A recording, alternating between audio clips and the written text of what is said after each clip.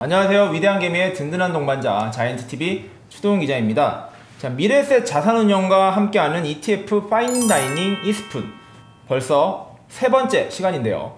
자, 이스푼은 ETF에 대한 모든 궁금증을 맛있게 요리해 투자자분들에게 입에 딱 맞는 코스 요리로 대접하는 ETF 코너인데요. 오늘은 ETF의 세금, 수수료, 그리고 절세법의 모든 것을 알아보는 시간을 갖겠습니다. 자, 오늘은 미래에셋 자산운용 타이거 ETF 임종욱 팀장님을 모시고 이야기를 해보겠습니다.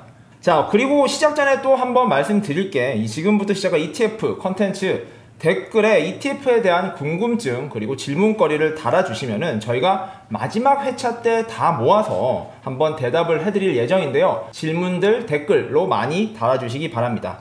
자, 첫 번째, 이제 ETF 투자 시 수수료가 얼마나 드는가에 대한 이야기를 해볼게요. 네, 일단은 ETF 자체에서 발생하는 보수에 대해서 짚고 넘어갈 텐데, ETF도 펀드의 일종이다 보니까 기본적으로 이제 보수가 발생합니다. 네. 그 전에 이제 펀드의 4대 보수라는 게 있어요. 운용하면서 운용사에 지불하는 운용보수, 네. 그 펀드를 가입하는 판매회사에 지불하는 판매보수, 네. 그리고 펀드의 자산을 보관해주는 시중 은행들이 주로 그 역할을 하는데, 수탁회사한테 지불하는 수탁보수, 네. 그리고 뭐 기준가 산출이라든가 이런 여러 가지 사무관리 업무를 해주는 회사한테 지불하는 보수 총 4개가 있습니다.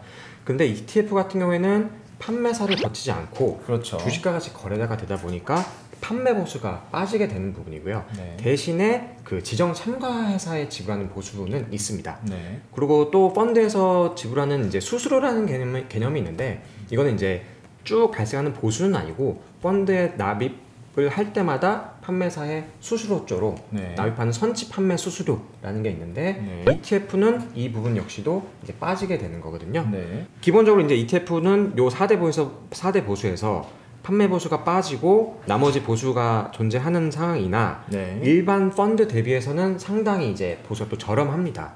간단하게 이제 국내 주식에 투자하는 일반 펀드와 ETF를 비교해서 보면, 뭐 일반 펀드 같은 경우에는 평균적으로 연 1% 내외, 연 1%요. 외 정도의 보수가 발생하고요. ETF 같은 경우에는 평균적으로 0.3% 정도 보수가 발생합니다. 이게 전체 보수 다 합쳐서 네. 그 정도가 발생해요. 물론 그 뭐 온라인으로 가입을 하느냐, 펀드를 직접 지점 통해서 가입을 하느냐, 혹은 일반 계좌나 연금 계좌나 이렇게 다 상위해서 조금씩 차이는 있는데, 그걸 다 평균해서 보면 이 정도 차이가 있다라고 이해를 하시면 될 것 같고요. 네. 더불어서 일반 펀드는 이제 환매 수수료라는 게 있습니다.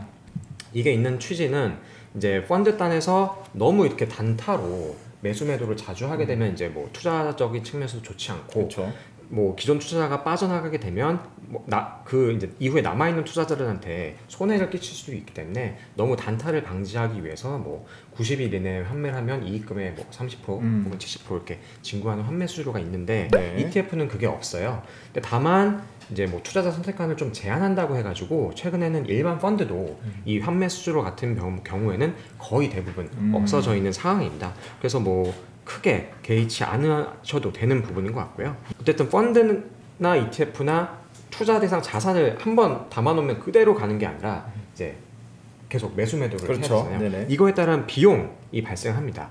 일반 펀드는 뭐 패시브 펀드가 아닌 이상 뭐 매니저의 역량에 따라서 계속 이제 운용을 하면서 하는 거죠. 예, 네네. 손바뀜이 일어나게 되는데, ETF는 패시브 투자하다 보니까 정해진 리밸런싱 일자에만 네. 종목 편출입이 일어나게 되죠. 그렇기 때문에 일반 펀드 대비해서 상대적으로 매매 비용이 적을 수밖에 없는 구조고요. 일반 펀드들도 최근에는 그 뭐 바이 앤 홀드 전략을 추구하는 펀드뿐만 아니고 매매 회전율이 과거보다는 많이 낮아졌어요.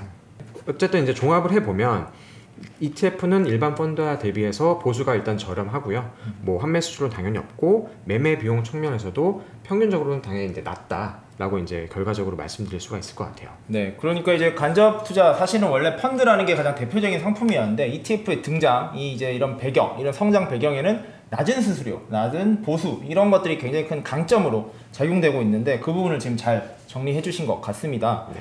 뭐 아까 말씀하신 수수료가 그냥 대략적으로 했을 때 1% 대비 0.3%니까 한 70% 정도 네. 저렴하다, 이렇게 네. 보면 되나요? 네, 뭐 평균적으로 평균적으로요? 국내 주식에 투자하는 펀드나 ETF의 평균. 네, 정리하면은 ETF가 수수료 측면에서 장점이 많다. 이렇게 간단하게 정리하면 되겠죠. 맞습니다. 자, 그리고 이제 거래를 하는 거와 관련된 세금 부분을 한번 이야기를 해보겠습니다. 그 부분은 좀 어떻게 정리를 해주실 수 있을까요? 일단은 주식 같은 경우에 시장에서 이제 매도를 하게 되면 증권거래세라는 게 부과가 됩니다. 네. 이제 작년까지는 0.25%였고 올해부터는 0.23%로 이제 인하가 됐는데요. 네. ETF 같은 경우에도 주식에 투자하는 상품이어도 매도할 때 따로 이런 세금이 발생을 하진 않아요. 네. 그렇기 때문에 뭐 조금 빈번하게 투자를 하시는 경우 같은 경우에는 일반 주식보다는 네. ETF를 활용하시면 이런 거래세 측면에서는 이득이 될 수밖에 없고요. 네. 다만 거래를 할 때 이제 이용하는 증권사에 지불하는 수수료는 면제가 되는 것은 아니고요. 네. 그렇기 때문에 매매가 빈번해질수록 증권사에 지불하는 비용은